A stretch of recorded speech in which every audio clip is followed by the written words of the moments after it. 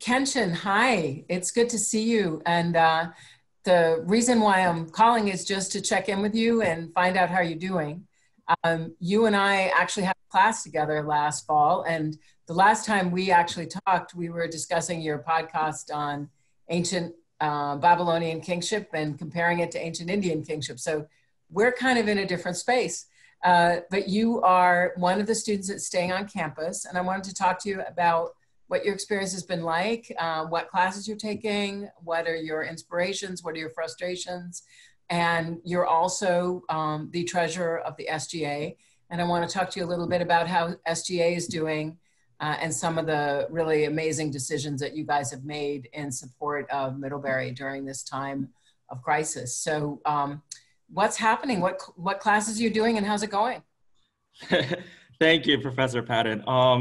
I'm doing great. It's been a surreal couple of days or a couple of weeks. And finally getting into the rhythm of things. We've had 1 week of remote classes now. That's gone pretty well, actually, a lot better than I thought it would. Zoom's been working great, and all of the professors have been really accommodating and really trying their best, I think, in terms of how we're adapting to the new class system. Can you share any particular moments in class or highs and lows in terms of classes you're taking? Well, I can tell you something humorous, which is that I don't know if it's just me, but I find it much more harder to focus on Zoom calls than in a regular classroom. Right. And so there was definitely a moment during the seminar that I was a part of where I was completely spacing out. And I think, and I don't know if it's just my class, but I think professors are generally more likely to cold call you during Zoom lectures because of all of the awkward pauses. And so there was a moment when I was definitely cold called right when I was spacing out at the Zoom lecture. And I think that was a wake-up call for me, that just because the class was on my screen doesn't mean that I can just then space out. Zoom out, right? Yeah, zoom out, exactly. That's great.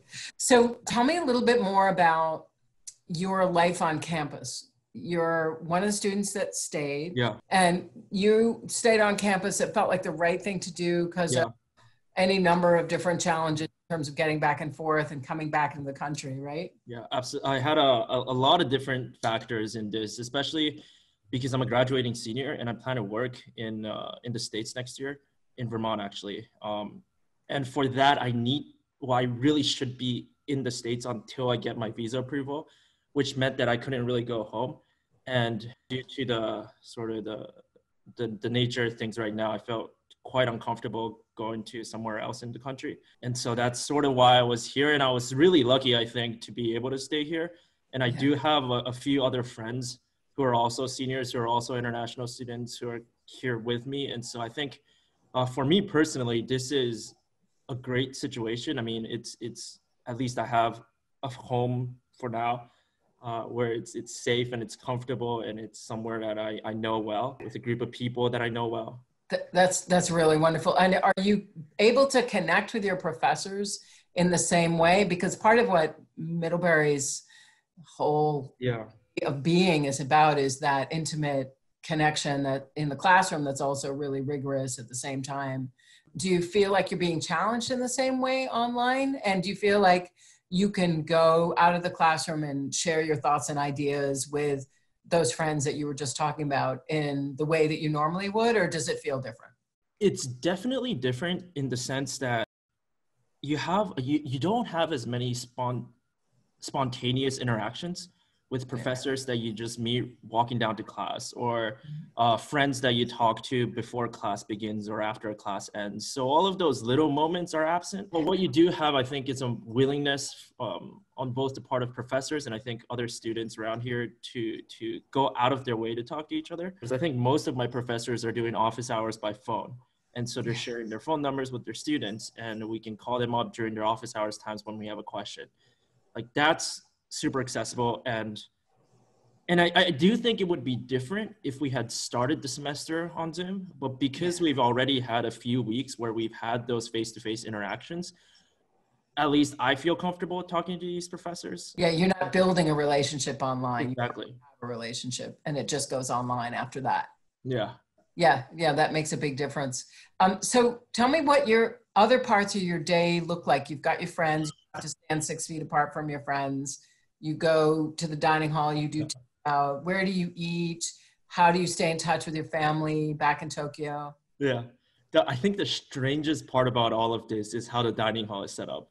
And I know that the campus published an article about all the students staying here, and there's a photo where there's proc dining, and I see this every day. They have a row of chairs in front of where the food is served, and they serve you food in a container and give it to you, and you have to then take it out of proc and go to your room to eat or go outside to eat, which is something that I hadn't. It's in the same buildings, but it's a totally different way of eating. And Right. that's been one of the biggest changes, other than the fact that there's nobody on campus anymore. So I usually take it back to my room to eat, or and I do have I'm living in Forest. I have a sink mate, and so it's kind of like a roommate, but we're divided by a sink. Yeah. And so we eat lunch together, and we just can't gather with a lot of people. Right. There's other common spaces here and there that are open, like the Forest basement or the Hepburn Lounge, so the dorm lounges. And so I spend a lot of my time in those spaces, I would say, doing work. And now that classes are back, I think most of my time is spent doing classwork again. And so there's a rhythm to things. Yeah. How do you deal with what might be understandably a feeling of either loneliness or isolation? Yeah, that's a great question. I think for me, being on campus with some of my friends, I think that I've had to deal with that a little less than I know some people have, being at home, distancing from even their friends from back home. And so I think I have it a lot better than a lot of others. And I feel lucky and grateful for that. But at the same time, it's just, I think the sense of loneliness is also exacerbated sometimes when you're just standing alone on this huge campus where it's usually filled with 2,500 students, and you go and every academic building is locked. All your classes are online, and you're just sitting here, and when you walk down the hall, you don't hear anybody. Usually there's somebody walking in and out of their rooms or things like that. Yeah. And so all of those little factors really do increase that sense of loneliness. But you know, I Skype my friends while we are eating dinner or something. And so there's different ways to cope with that. But yeah, it's true. When I go on campus now, walking on campus, there are times when I'll walk the whole way and I won't see a person.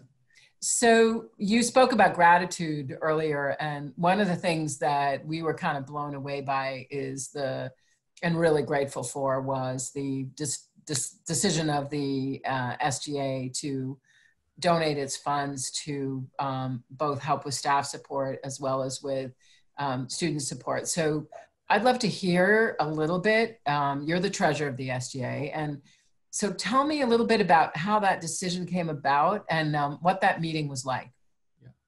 So briefly, to maybe summarize the decision, the SGA basically manages the student activities fee, which is a pool of about $1,500,000. And we have this year a reserves of about $320,000, yeah. And when the crisis first began, and when you sent out that email announcing that the students will be going home for an extended break and then remote learning afterwards, one of the first things that I was thinking about was, how can the SGA help? And there's two clear ways that the SGA can help or deal with this, which is making a decision about our funds, which is something we have tangible control over. And then the other is, how do we communicate, or how do we make the student voices heard? You know, at first it was more of a conversation about, okay, how do we support students going home? And so I was asking about, do we have enough break buses? And that the student activities office had it all handled. So that was great. And after that, when things start to settle down a bit, we realized that now we had this pool of money that was supposed to be spent for student activities in the spring semester, but no students on campus to put on these activities. And since we were still managing that money, we had to think about what the responsible thing to do was with that funds.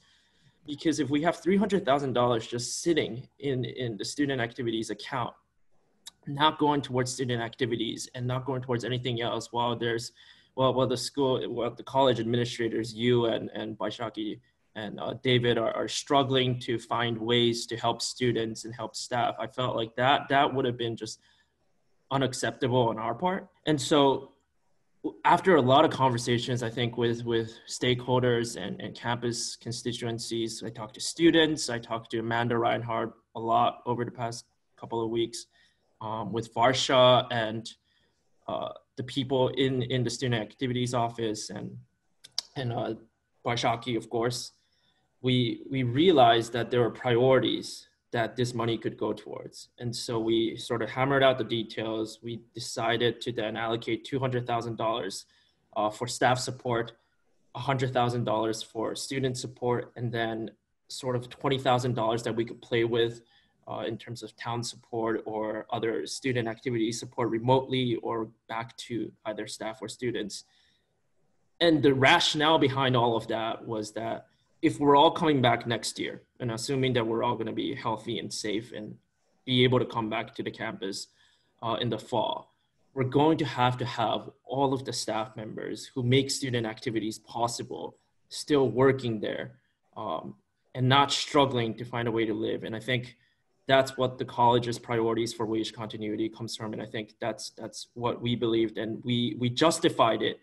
We justified that connection between student activities and our measures by thinking about what indirectly affects student activities when we do come back. Oh, that's fantastic.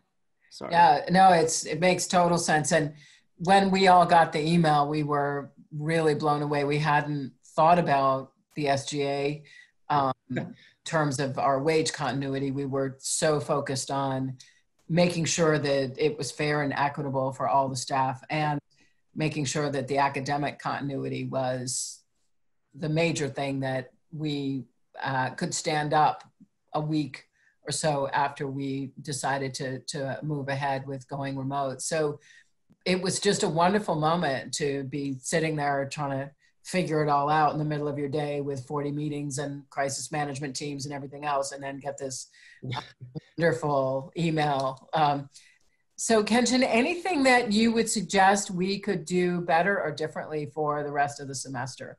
I think that a lot of people that I've talked to have wondered where they could go for support, both financially and also just emotionally or mentally. And what we're telling students now and what I'm telling friends is that everyone should email their deans directly if they need financial support or if they have any other issues. And for other like mental issues and stuff, there's the health center that they can message, and we got emails about that.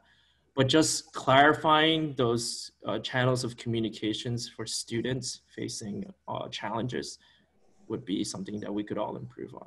Yeah, I think that's so important to make sure that in these kinds of situations, my philosophy is you can never over communicate, that you have to keep communicating all the time. So reminding students and making sure that they know we have those 24/7 mental health support lines.